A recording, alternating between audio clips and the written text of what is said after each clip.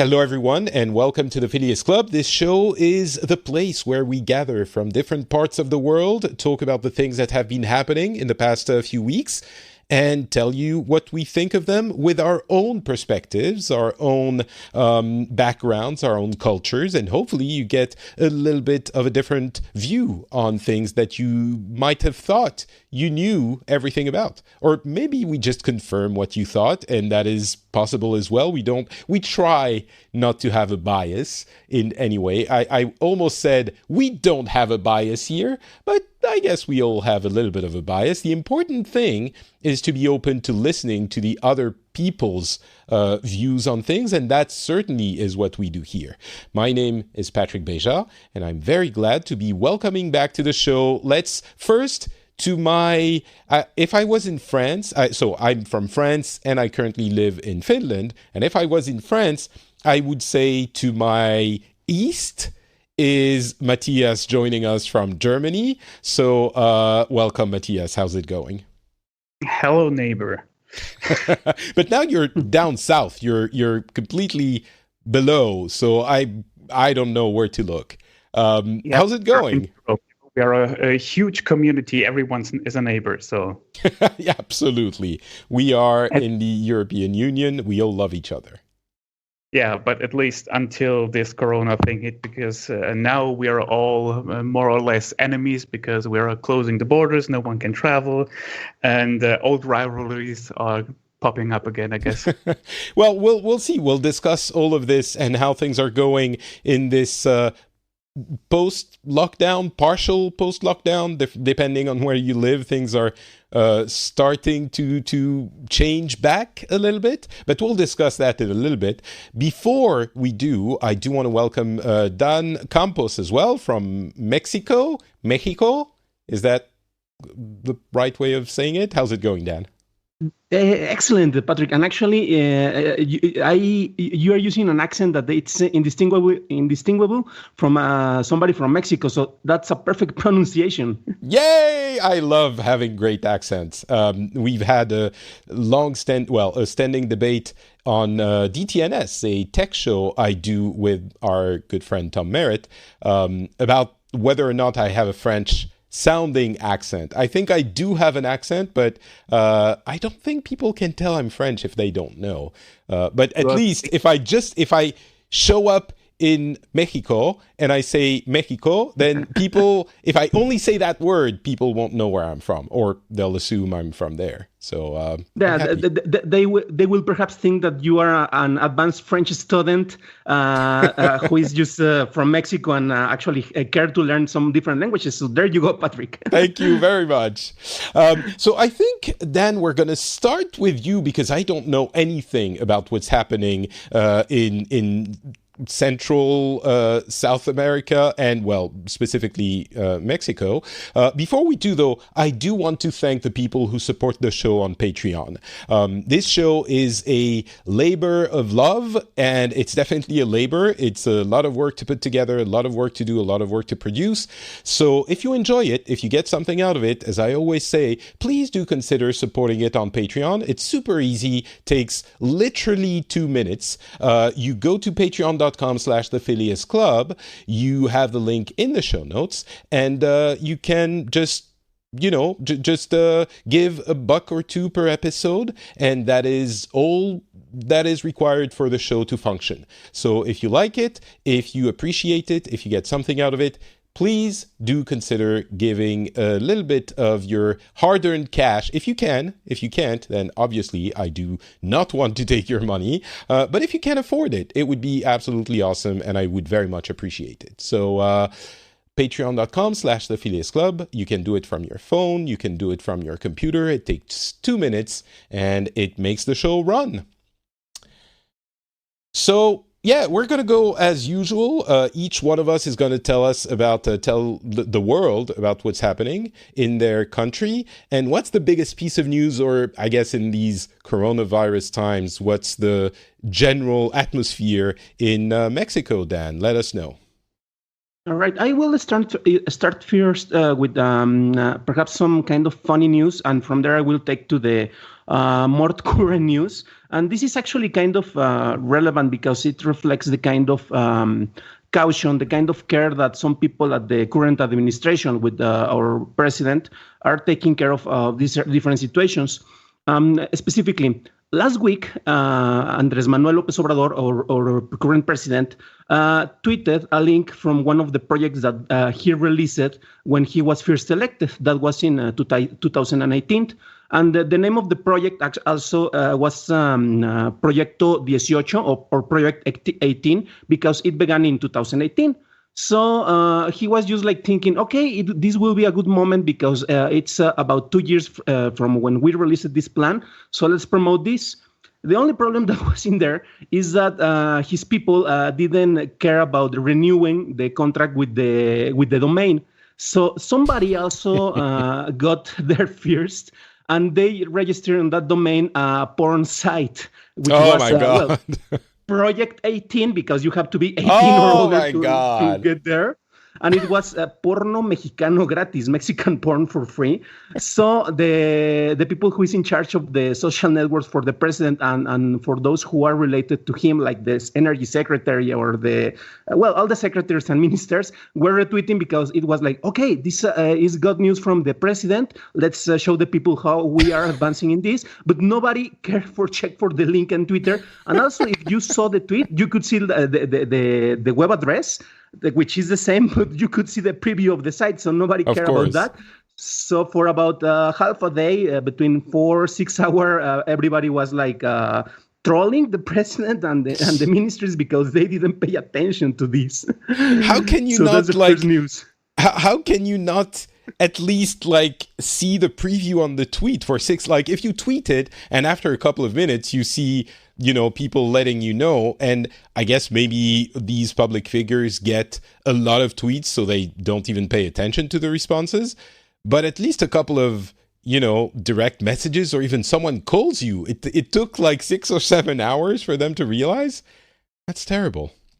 Yeah, and actually that shows because, for example, for the regular communications, if I could define the current president, he's kind of a mix between some of the worst aspects from Donald Trump and some of the worst aspects from Nicolás Maduro from Venezuela, where he, as Donald Trump, he tries to establish the agenda for the day. If somebody wants to, I don't know, confront him or talk about something else that is not in his personal agenda, he just pretty much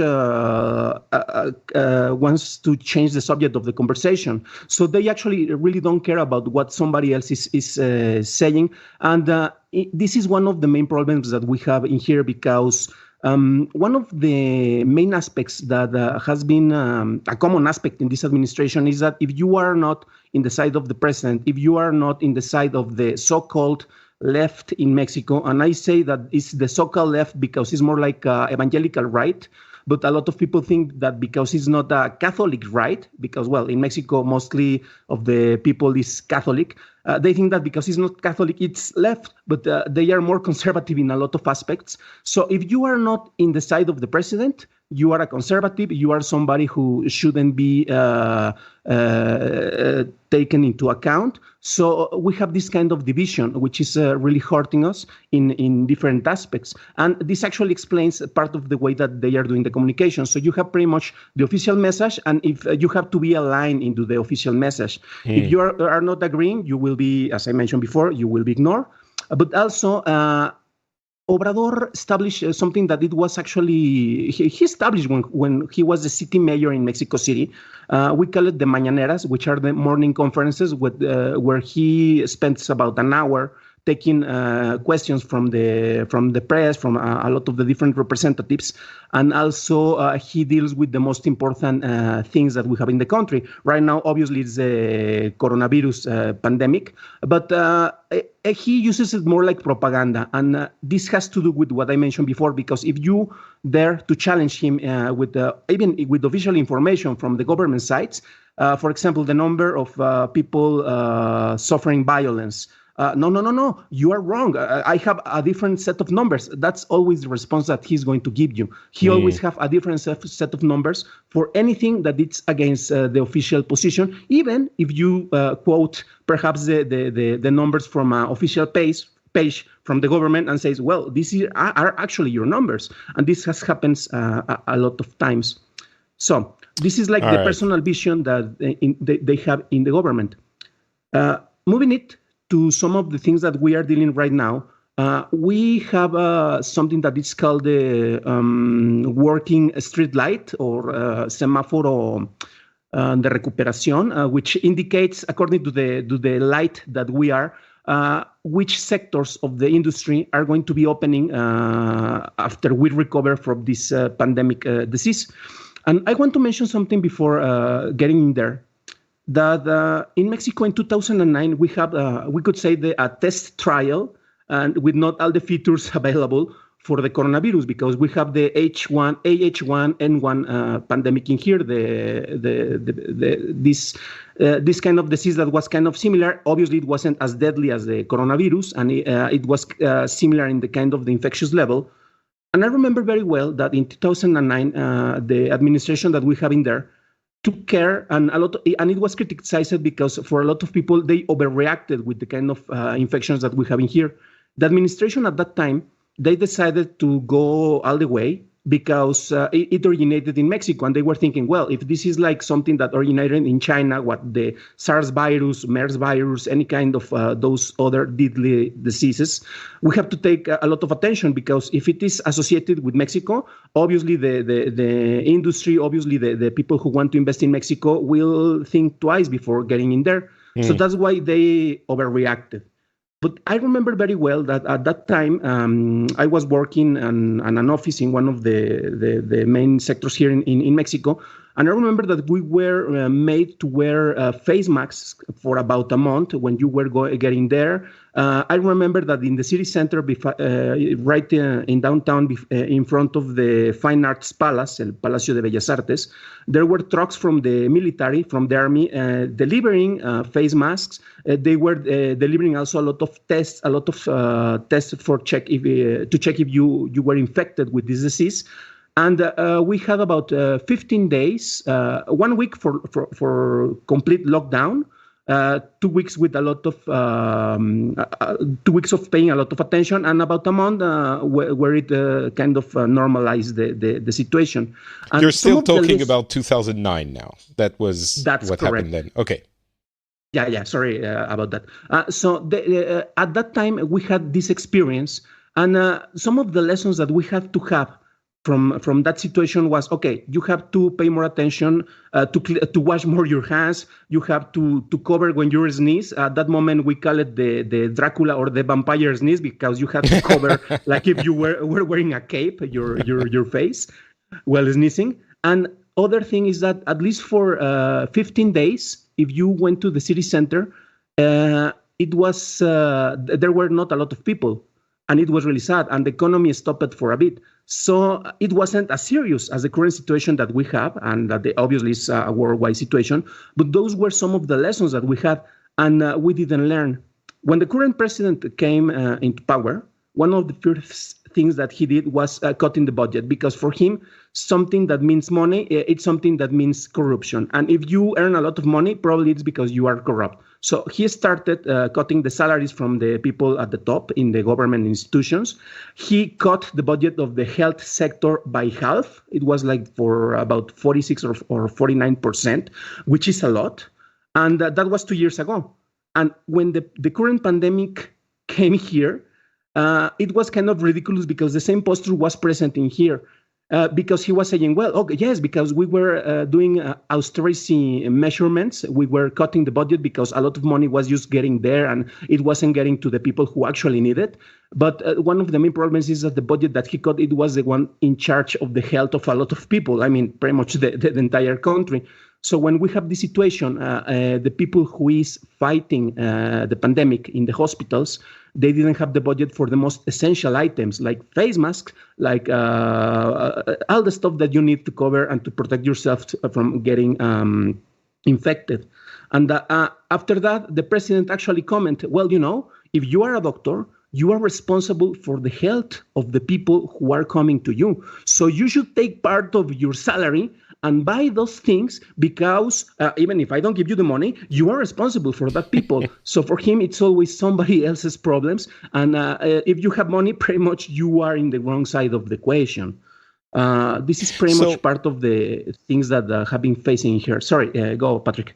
So when did you do you have a? Let me ask you a couple of basic questions. When did, I guess, the country realize that things were going to be their drastic measures were going to be needed, and when did you get into lockdown? I guess you are into lockdown.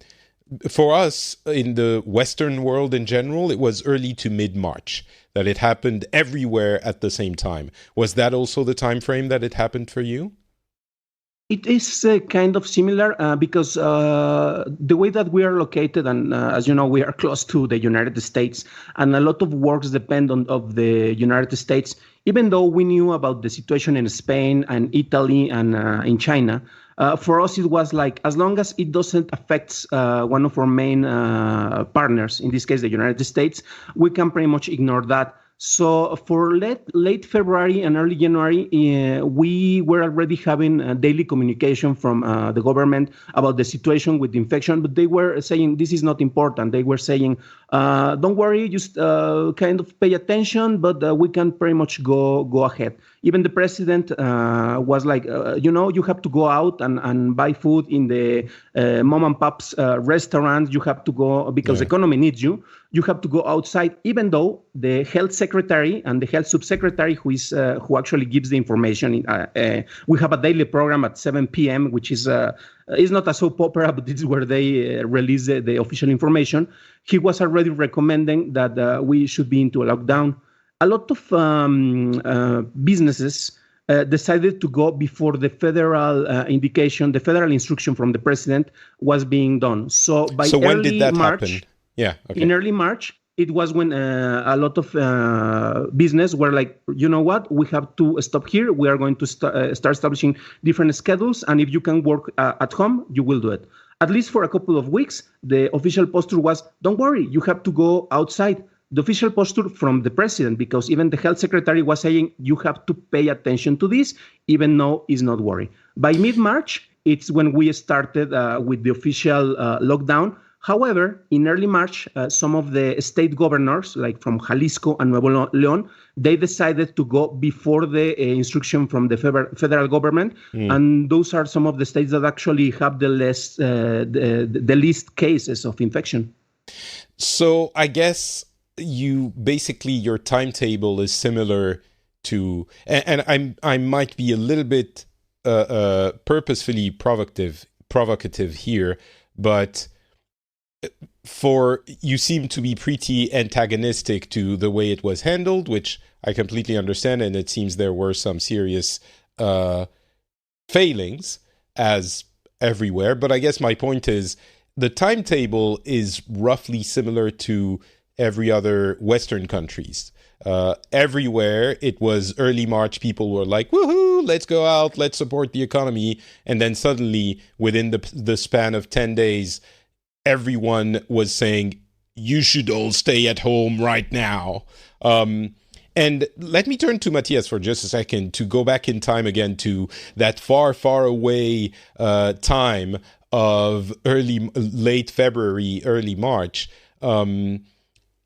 Germany seems to have done really well, or I don't know if we can say really well, but one of the best handlings of this crisis. When did people really wake up to the importance of the crisis, and when did the lockdown start? Is it also that same time period of early to mid-March? About the same time, but I think if you're asking me when people realized that it happened, for Europe at least, the key point is there was Austrian ski resort, Ischgl. And a lot of people who went there to ski in around February got the coronavirus there and spread it all over Europe. So that's the key point when it all started. And from there, it spread all over. And people But that's when we look back. That's when we look back. We didn't realize at the time that it was happening. I'm just thinking, because that was in late January, mid-February maybe, and then there was a carnival here, and there was an incident where an infected couple really wanted to go to carnival, and they went there and infected like half of people over there. And that's when the point they realized, well, okay, this is serious. This is not just something in China. This is here now. So it was around the same time, I guess. Yeah. But lockdown happened afterwards. Right. Oh, yeah. Well, it wasn't really a lockdown in that sense. It was just the restrictions. You could still go out here. It's not as bad, for example, as in Italy, where people are literally confined to their houses, can't get out. Over here, you still can get out. You can still get to work. You can still go out to do some sports. You can still buy your groceries and everything. You just should avoid doing anything besides that, so you don't visit friends or go out to party or something. So it's not a lockdown is the wrong word actually, because it sounds worse than it actually was over here. Well, I think that's how we define it. I don't know how stringent, how severe it is in other countries, but it was pretty much the same in France and Finland as well. It was, you had to stay home, but of course you could still go out to buy food, and many people would make a lot of use of delivery stuff, but you shouldn't go out for work unless you absolutely had to. And we have these authorizations that we talked about, I don't know, back in February or early March. I apologize, I don't remember the first name of the Italian gentleman who joined us at that point, who told us about, I think it was either Alessandro or Giovanni, who told us about that authorization you had to fill to go out, even though it was just yourself who was filling it and was always valid. You would just fill out the document to help you think, do I really need to go out? Did you have something like that in Germany as well, Matthias, or not at all? No, not at all. Okay. If you're sitting, there were incidents where people were sitting outside on park benches, and in the beginning, police would come over and say, "Why are you sitting here? Go home." But you didn't have you have to have any papers or permission slips or anything. You could just go out, and they were just looking that people were not actually walking outside in crowds. So if you're the member of the same household, for example, if you go out with your wife or your husband or your kids, that was okay. But if it was like a huge group, the police would intervene and say, please disperse for infection prevention. Okay. All right. So roughly, I think we'll get to this in a little bit, but I think in Germany, things were handled probably the best out of the Western country, or in the best, in the top 3 of the 20 or 30 or whatever Western countries. But date-wise, it was very similar it seems, in every Western country, and in at least Mexico. Now, the handling of things might be different. You seem to be saying, Dan, that things were not handled properly at all. I wonder what was put in place. Like, did you have that authorization paper that you had to fill out if you wanted to go out? How did things go? And more importantly, even, where are things now? I think that's what I want to know the most. How are things going now? Where are you in the evolution of the pandemic? In the federal level, which covers pretty much like the entire country, except in the states where they are making exceptions, you don't need like a permit. So if you want to go out and, buy stuff, you can do it. There are different businesses that are closed. Pretty much the only business that can be open are those that are considered essentials, which are things where places where you can buy either food or medicines or something that it's, as the name implies, something that you need to live. If you are not working in any of this business and you can work at home, well, you are blessed because you won't be getting exposed.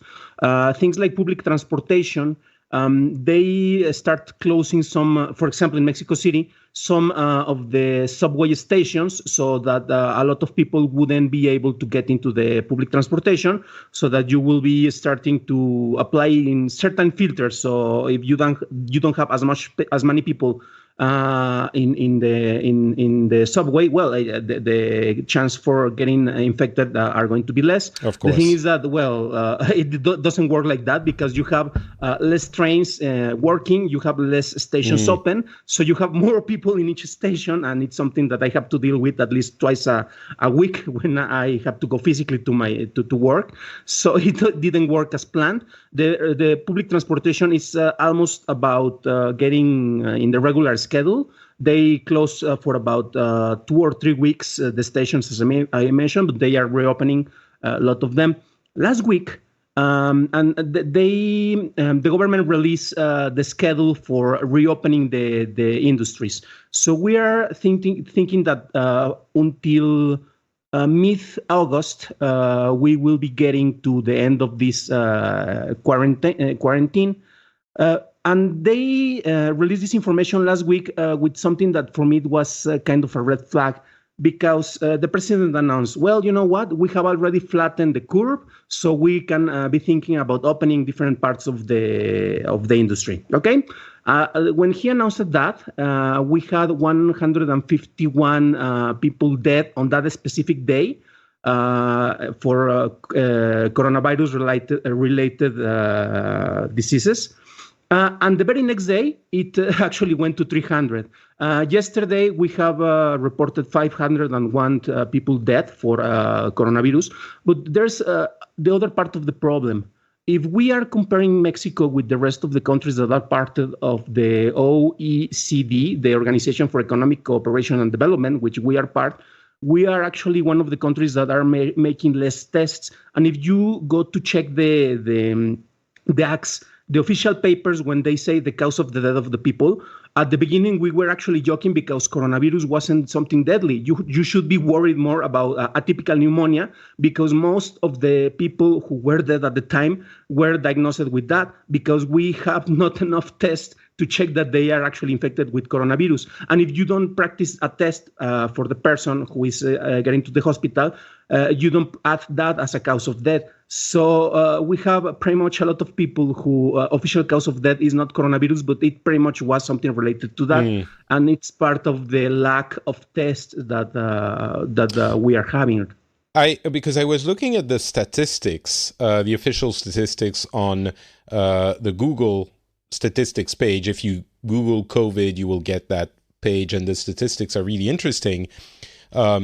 One thing you can do is look at the death per million people, and you have a kind of a ranking of what country has how many deaths. In the case of Mexico, it's really low, really low. It's 65 per million people, which I'm sure some were not counted.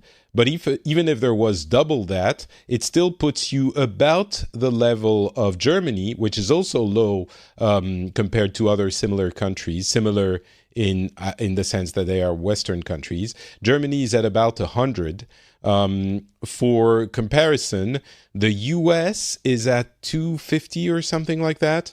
And France is at 422. The UK is at almost 600. Belgium is at 900. So, of course, it's not directly comparable. And you have population density, population age that play a lot into it. The US is at 300 now. And of course, things might change in the future. And I'm sure to an extent, the testing plays into it. I doubt it would double the numbers. Maybe there's a margin of error of a certain amount, but I doubt it would double the numbers. Sorry, Patrick. Yes, and for example, in here, I will be really interested to see if Matthias has the number, because in Mexico, so far, we have a record of 1.8 tests for each 1,000 people. So we are, as I mentioned, one of the countries that have the lowest kind of testing. Chile, for example, they have like 8.1 tests. And a part of the official numbers that we have, at the beginning, we were using the Sentinel measurement system, which is pretty much you take a sample and you base the rest of the number on the sample. And even the subsecretary of health said, you know what? The official numbers that we have, that which are close to the ones that you are mentioning, Patrick, you should at least multiply by 8 because that will reflect the actual number that we have in here. But we cannot say that because we're not making tests. Well, I don't know that, we didn't, maybe I'm wrong there, but first of all, Chile has 46 deaths per 100. Per million. So again, that's a number you have to put in context. But I don't know that we were testing everyone that was sick. It's just at some point in that pandemic, you can decide if you attribute it to COVID-19 even without testing it. You know the symptoms. I mean, you don't necessarily need a test to tell you what kind of illness you have. A doctor should be able to make that determination.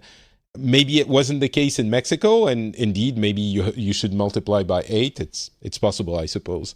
But maybe Mexico is a peculiar case. I would be a little bit wary of saying, "Oh, but the numbers don't mean anything." And maybe we'll need to wait for 2, 3, 10 years for people to actually sift through the particulars of each country. But do you really think that, I don't know. Okay, I'm not going to discuss it too much because I don't actually know. But in Germany, let's move on to Germany. How is the situation now? And more importantly, how do you think the government handled it until now? It's interesting because I think we would be in a better situation regarding a possible second wave of the virus or like the next flu season if the current epidemic would have gone differently, because it's in the beginning of the pandemic, the government and most of the politicians listened to the suggestions of the scientific advisors almost to the letter and did all the measurements you heard about. But the longer all of this dragged on, and ironically, exactly because this spike in cases was not as severe in Germany compared to other countries, people started to question whether this was all just excessive and fear-mongering. And this is the with all these measures. If you take them and they prevent the disastrous progression you saw in other countries, the measurements seem unnecessary because nothing happened. And now you can often hear people asking, why are we doing all this shit if all the hospital beds are now empty anyway? And of course, as always, there are always those people who say, well, that's nothing more than the sniffles. You don't need any of this. So instead of being glad that we don't have 100,000 deaths like in the US, they complain that they can't eat at a restaurant and they should wear a mask or observe basic human hygiene. So I think if it's coming back, it's like they are thinking or saying maybe it'll come back in the fall with the next flu season, maybe. And if that happens again, I think it will be worse because people don't take it as seriously as they probably should. And we're in the phase where everything is reopening and every politician is trying to best the other by saying we should open faster and more. And they kind of start to ignore the advice of scientific advisors. And we actually have politicians that say, or high-ranking politicians even, that say, well, we shouldn't listen to the scientists anymore because they always change their mind and revise their positions. That's nothing for us. So the normal scientific process and progress that you always observe and change your hypotheses and test them and then revise your position, that's something that politicians don't like. And of course, on the other hand, if the science advisor or scientist changes his mind or gives a suggestion, they don't have to answer for it afterwards because they are not making the actual decisions. That's the job of the politicians. And of course, they are very scared that they might do something that seems excessive in the afterwards. So let me ask you the question like this. Are you satisfied with your government's action until now? Personally, I am, but I am not as critical towards the measurements in terms of I think they were necessary. I don't like that you have basic rights that were limited. They were never like completely cancelled or anything. They were limited, but for a time I think it was necessary. But a lot of people now would disagree with that and say that was excessive. And the interesting part is that we now have some protests popping up all over the country who are protesting against all of this. But it's an interesting group that is coming together now because apart from the legitimate concerns about the limitation of the basic rights and the discussion about that, there are also a lot of groups like anti-vaxxers, people who flat out deny that the virus exists, the growing number of conspiracy theorists, and they're all mixing together and starting to protest, and it's difficult to keep them apart, so to speak. And the extreme right is now trying to capture this movement because they are criticizing the government, and that's their bread and butter. They are jumping on the bandwagon. Is that pesky 5G that's causing everything? Is that maybe. What? That pesky 5G network? Oh, well, it's full on. The 5G network is part of the conspiracy theory. It's funny. I was looking at there was a comment, I think, on Twitter from someone who was, that Bill Gates, according to the conspiracy theories, is supposed to be the one who created the virus in order to inject nanochips in everyone to control, to know their data and their location all the time and all of that. And someone on Twitter was commenting, yes, but we have phones. And all that data is already in your phones. Yes, but they could include, they could inject chips. And it's like, yes, but they already have all the data because you carry a phone with you all the time. Yes, but they could also create, it's just, yeah. And also, we should be thankful because in my time, when I was young, you had to ingest an entire floppy disk to be tracked. Exactly. It was a lot less, it was a lot more painful. Right. So no one burned down the 5G tower over here like they did in England. So there's that. Yeah, I guess there's a little bit more reason. But so overall, you're satisfied, but you're concerned for what's going to be happening going forward. Yes, especially since, a lot of the things they implemented are part of what you would consider basic hygiene. You wash your hands, you keep your distance, you don't sneeze at people. And if I hear, there was a noted interview with a theater director or something who said, I don't want to be told by Merkel that I have to wash my hands. And I'm like, if the last time I heard someone say, I don't want to wash my hands, it was a 3-year-old. So just behave like an adult, And so there is that. And for me personally, just to put that there, I'm a little bit biased because I'm part of a risk group. So I'm especially very on the lookout for everything. So I have maybe a little bit a different perspective on this. But for the most part, we need to get back to quote unquote normal life. The thing I'm critical about is the way we're going back to it now. That's the process. You think it might be too quick, or maybe forgetting about the reason why it started in the first place?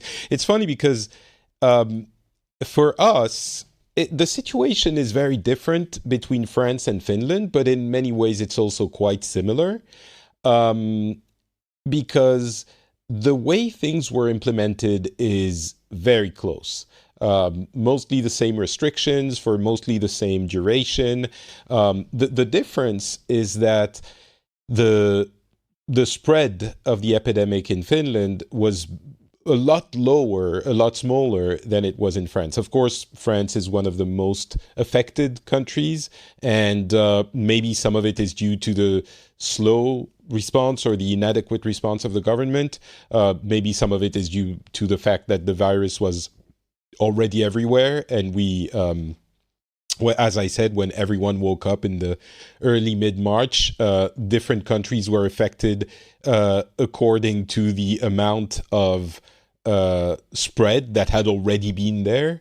It's possible. Again, we'll see about that, I guess, in a few years.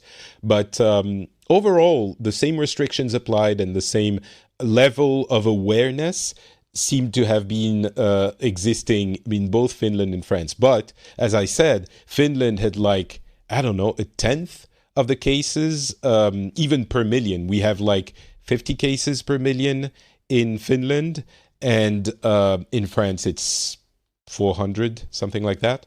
And of course, Finland is very, very spread out. The comparable part of the country is Helsinki, which is a mid-sized town. But the awareness of it was the same. And so my feeling is that most people understand what is going to happen going forward, and that we might need to get back to more restrictions. There's an awareness of it in both countries, even though in France there's a lot more complaint. It's funny because in France there are things like complaining about the masks, the fact that the masks were. I think everyone agrees that the original stock of masks from the previous epidemics were destroyed in like 2011-12, and it was decided not to renew them because the government had determined that they could order them quickly enough from China, which is why we ended up not getting enough of them, but that they could be ordered, and maintaining a stock of millions and millions of masks that needed to be destroyed every few months or every year or so because they have an expiration date was too costly. And so, of course, with this current pandemic, the issue was we didn't have enough masks and we couldn't order the ones we needed for a case of pandemic because the world was going to shit and China couldn't send them. So it took a couple of months to get that situation managed. And so at the beginning, the government said, listen, you don't need masks. Just stay home. We're in lockdown. You have to stay home. Masks are not needed. And at that time, as you said, Matthias, the word of the scientific community, probably mistakenly so, was that masks don't protect you from the virus. And so they're not as useful as you think they might be. And they were worried that people wearing masks would disregard other safety measures. And so essentially the word was, we need the masks for healthcare professionals. We don't have enough, and they might have negative effects anyway. Let's not tell people to wear masks. And 2 or 3 months later, now we're telling people, actually, masks would be a good thing because even if they don't necessarily protect you from getting sick, they will protect you if you are sick from spreading the virus because they stop the spittle from spreading the virus. So now the government is telling people, wear masks, please. And you have this is a long way of getting to the conclusion of that story, which is a lot of French people are saying, the government misled us. It didn't give it to us straight. We would have understood. We would have done what we could. And I really think that there's a, vision is 2020 in hindsight situation, because we all remember the rush to get toilet paper in early March when there was an unsubstantiated rumor that toilet paper would run out. And the stores were empty. I honestly believe that it would have been possible that it would have created a lot of problems if the government had said, please wear masks, when there weren't masks to give out to people, So the bottom line here is the French people are revisiting a lot of what's been happening and judging it with today's knowledge, which I think in some cases is warranted. I'm sure there are some things that could have been done better. I'm certain of it. I also think some things are being judged very harshly because now we understand.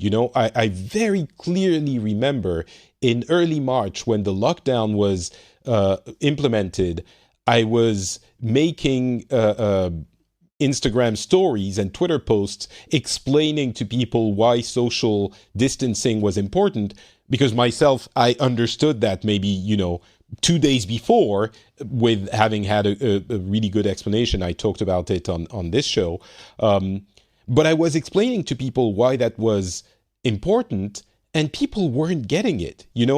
We have assimilated this so much that we think it would have been natural back then.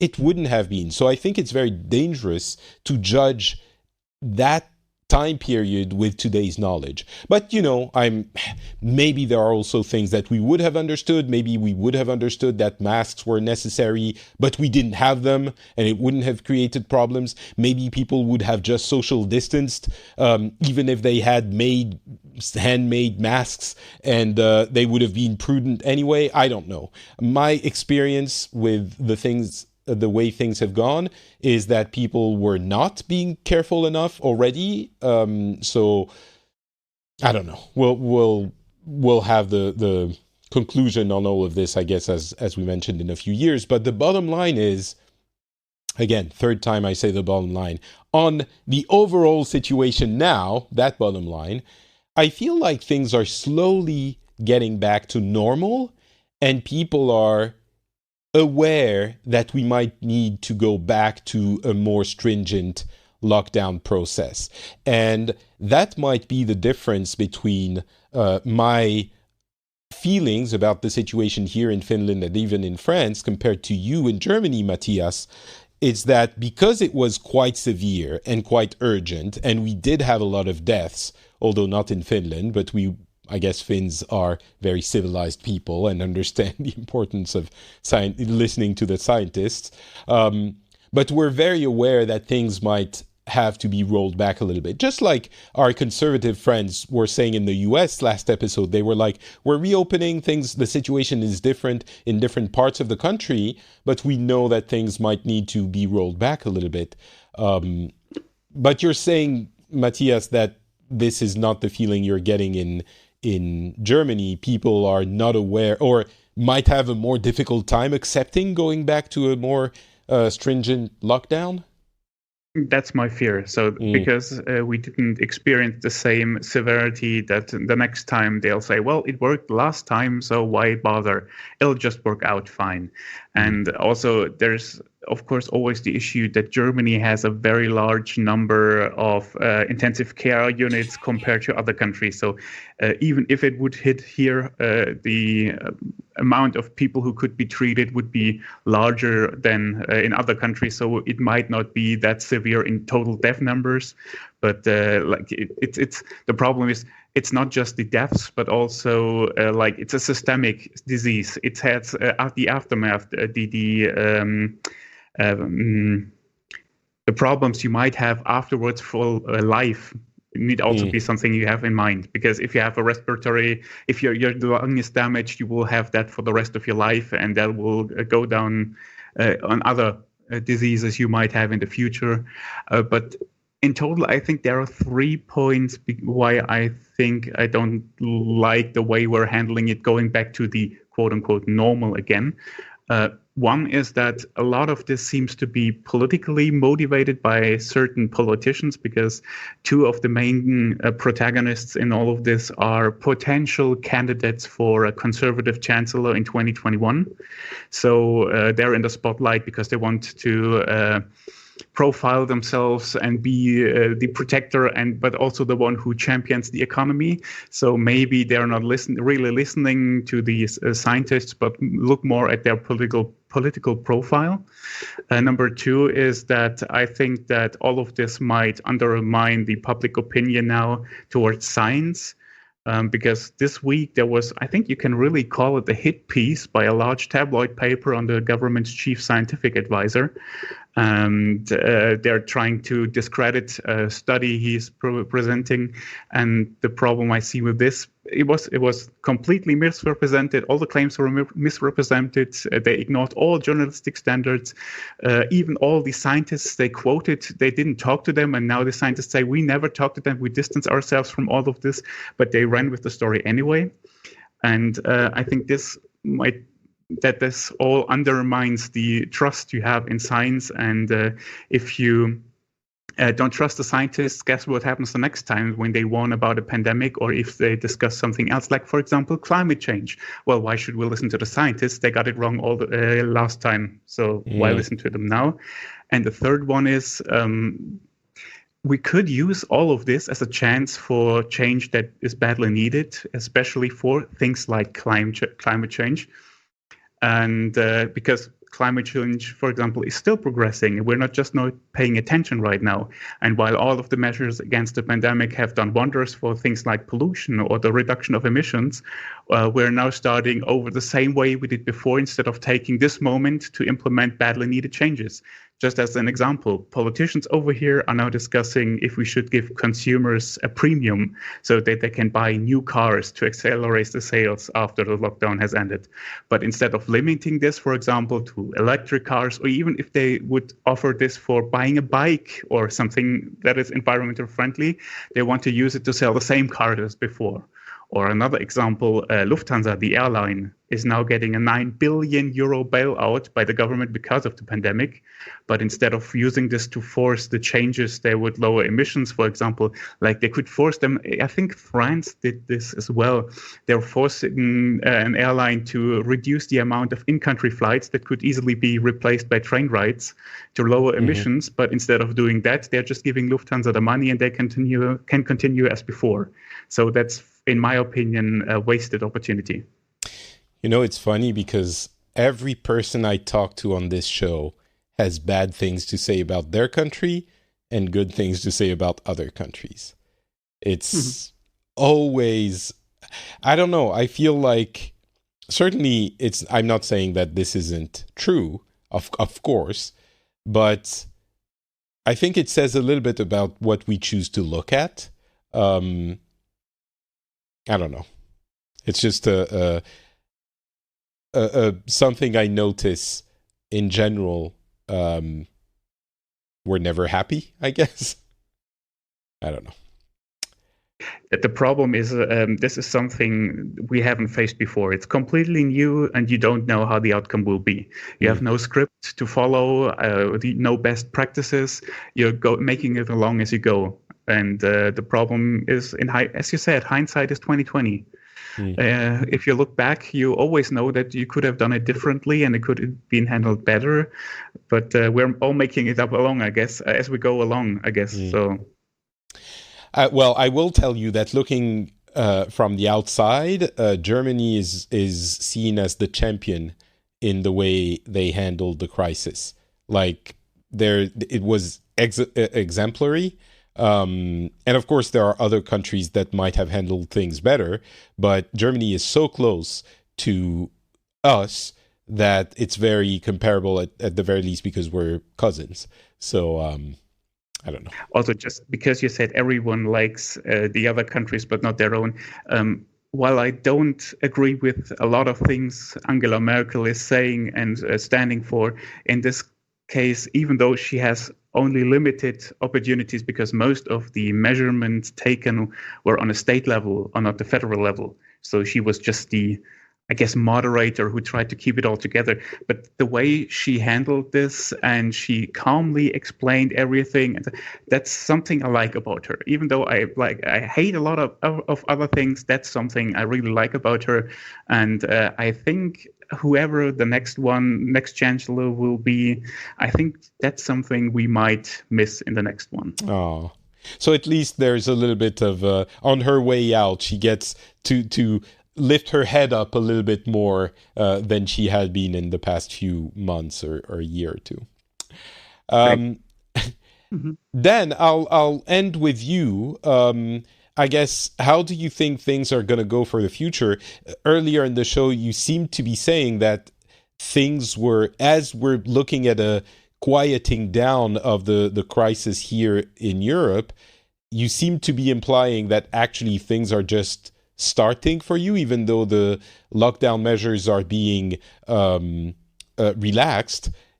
You seem to say that the epidemic might not be ending at all for you in Mexico. Is that the case?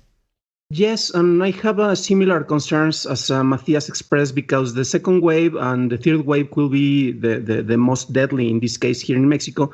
And if you check the as you mentioned before, and the official numbers that of infections that you have in Mexico, and pretty much you can look for it in Mexico in Google, you will see that they are actually increasing. So we are not flattening the curve, and we are relaxing some of the measurements. This, as I mentioned before, has to do a bit with the fact that we have to be dealing with our economical partners, in this case, the United States. If you look for the Marketplace podcast, last week they have some interviews that were very interesting, because they mentioned about the car sector in the United States and how they depend a lot in the parts that are being manufactured, that are being created here in Mexico. So that's one of the sectors that is already starting to work, because we have to we are part of this big machine where we are producing goods. So even though we are relaxing some of the measurements, the infections are getting high. I mean, well, not getting high. They are the numbers are getting bigger. So I am really worried, because if we are relaxing some of the measurements, this can get out of proportion. Obviously, this is the negative me. This is the pessimistic me. Hopefully, it will be brought in a brighter light. And I really thank you, Patrick, because when I come to the program, you always help me to perhaps get a little bit on solid ground. And perhaps it's not as bad as I am thinking, but it's just because I am really antagonistic with this government. And perhaps one final question, if both you, Patrick, and Matthias can tell me, what is the economic perspective that you have? Because at least here in Mexico, we economically weren't doing great. Actually, we were hoping for not for growing the earnings, the GP, but we are going to get down. And for a lot of sectors like the entertainment sector, the film sector, TV sector, well, there are a lot of business that if they don't open in a couple of months, they will be completely bankrupt. But I don't know if it's only here. It's perhaps only the perspective that I have in here. How is the economic future looking in your countries? Well, so first of all, looking at the curve from Mexico, you're right. That gives a different perspective. It's going up, and it shows no sign of slowing down, at least until, for the numbers we have today. So I understand that it's a very different perspective when you have that size, that, I don't know, that the when the arrows are going on that direction. But economically, it's fairly grim everywhere. And the government is getting involved, especially in France, in multiple sectors of the economy to either support or help restart, because things are going to be massively problematic in the next year or so. And so I think that the way we're thinking about handling it now is that we're kind of trying to make sure we test and trace as much as possible, but the goal is not going to be to make it's going to be to find the balance, the best balance we can between occupying a certain number of beds in intensive care and restarting as much as possible of the economy and riding it out until we have a vaccine. And by riding it out, I mean a certain number of cases and deaths are going to be inevitable / acceptable. And of course, we are much wiser to the issues now than we were 3 months ago, and the testing is getting in place. The protective measures are getting in place, and some of the again lockdown measures are still happening. But there are things like, it's not the case in France. I can't remember where it was. I can't remember. I think it was somewhere in the north, in Northern Europe, that a movie theater reopened with specific measures to protect people. And I wouldn't be surprised if at some point, if the numbers keep going down, that also happens. Essentially, health is the prime concern, but the economy is obviously the secondary concern, and it's something that you can't dismiss. I think it's something people talk about a little bit less, but, and it's almost a dirty thing, like in every other country. But at some point, if you can ensure that the epidemic is contained, even though it hasn't disappeared, then you have to start worrying about the economy, with the understanding, as we've said multiple times, that you might need to go back to more stringent lockdown measures if things get out of hand. But we know that we're not going to get the epidemic to disappear completely until we have a vaccine. And even then, it's going to take, 2 years to vaccinate everywhere. So we can't, it's impossible to have the maximum lockdown that we've had in the past 2 months for 2 years or 3 years, right? I think everyone will understand that. So we're trying to find that balance, I think. Matthias, what about you? To answer the economic question, I think that this whole thing accelerated some parts. Like there were a large steakhouse chain, I don't remember which one, like they filed for bankruptcy 1 week after they had to close all their restaurants. So in this case, there had to be something wrong with them before that. That was not just the case because of this. So it accelerated some processes, I guess, on some parts. But this morning, there was the economic forecast for the EU for 2020, and I think Germany, the forecast for Germany was minus 6.5% GDP. Oof. So, for the whole of the European Union, it was minus 7.4. So we're, I guess, a little below average, but there will be a lot of economic struggle in the next year or two, resulting from all of this. There's no question about that. I think it's something we're all aware of, but we are, I mean, it's not even just about accepting it. It's that people are arguing about how much we should open and how fast, but I don't think anyone, at least in France and in Finland, it seems Germany might be different, but in France and Finland, no one is saying we have to go back to normal immediately. Everyone is saying, okay, how much can we do? How quickly can we do it? What is reasonable to do? For all the complaints, and God knows, especially in France, there's a lot of complaints. I think most people agree that we can't just go back to normal immediately, and the differences are minor in the ways people want to do things, I think. Problem for the German economy is that we're all tied to everyone around us because we are a heavily export-driven economy. So if you can export into other countries, our economy tanks as well. So it's not just the way we do things, but also how other countries do things for us, I guess. Yeah. Well, I mean, in France as well, of course, we export a lot. I don't know how much, but one thing I do know is that a major part of our economy is tourism, especially in Paris. It's the most visited city in the world by far. It's like 30 million tourists in Paris every year. So obviously, this is... This is to answer your questions very easily, very simply, Dan. Paris has 30 million tourists every year. So that's going to disappear, and it's not going to come back for years. It's not going to reach those levels for years again. So yeah, of course, people are very worried about everything. Well, All right. Well, thank you very much to both of you for that little panorama of the situation in all of our countries. You wanted to add something, Dan?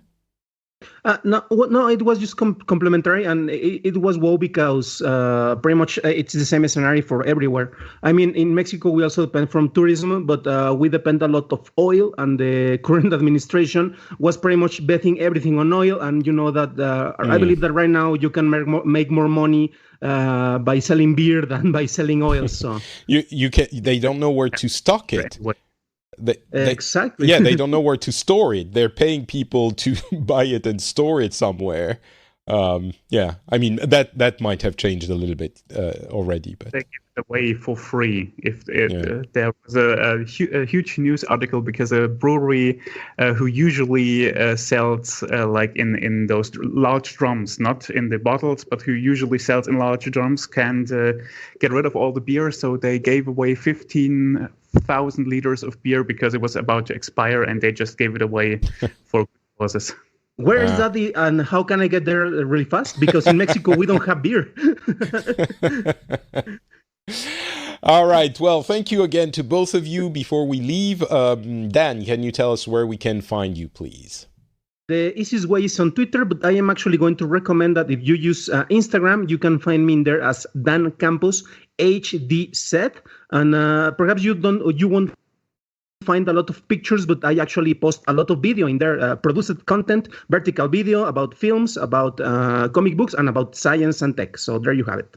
Thank you very much. Matthias, what about you? You can find me on Twitter on the account at Matzekult, MATZEKULT, or you can find me on Mastodon under the same handle on the instance chaos.social. Perfect. For me, you know what? We have a new podcast. Did we talk about it before the show? I think it was before we started recording. It's called Work in Sanity, and it's a show I do with Tom Merritt about working from home. We've been doing it for a long time. We have a lot of thoughts and advice and tips. It's just 15 minutes every Monday, so it's super quick, very easy to listen, and hopefully it brings something to your new habits of working from home. Again, it's called Work in Sanity, and you can just check it out on your podcast app. It's slowly propagating to all the podcasts apps, but if you can't find it, just go to workinsanity.net, and that will give you the URL. It will redirect to the URL you have to subscribe to for listening to the show, workinsanity.net. And for me, Not Patrick on Twitter, Facebook, and Instagram as well, and of course frenchspin.com for the show itself and the comments if you want to tell us what you thought about what we discussed, and patreon.com/the Phileas Club. The link is in the show notes. If you enjoy this show, please consider giving a couple of bucks, sending a couple of bucks my way, because it is, as I mentioned, a lot of work. So if you like it, I would appreciate your money very much. Thank you for listening, and we will be back in a couple of weeks with another show. Talk to you then. Bye.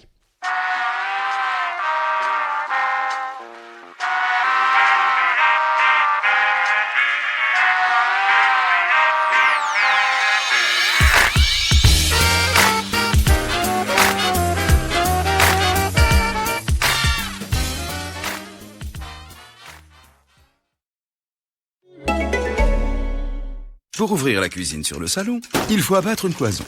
Vous trouvez un artisan qualifié? La solution, c'est pas compliqué, c'est easy. Prendre rendez-vous en ligne avec un artisan qualifié pour des travaux réussis, c'est simple, c'est easy. Easy by EDF. Informations et conditions sur easy by edf.fr. Les travaux réussis, c'est simple, c'est easy.